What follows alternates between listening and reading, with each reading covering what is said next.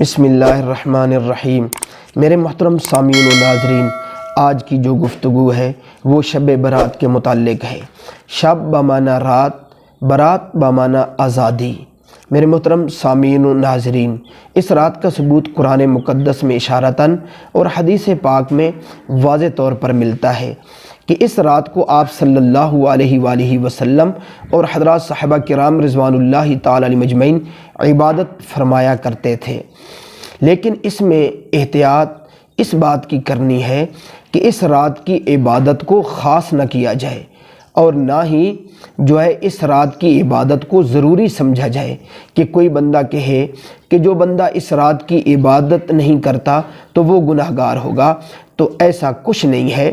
اللہ تعالی ہمیں صحیح طور پر آپ صلی اللہ علیہ وآلہ وسلم کی سنت مبارکہ پر اور حضرات صحابہ کرام رضوان اللہ تعالی علیہم اجمعین کے افعال مبارکہ پر عمل کرنے کی توفیق عطا فرمائے۔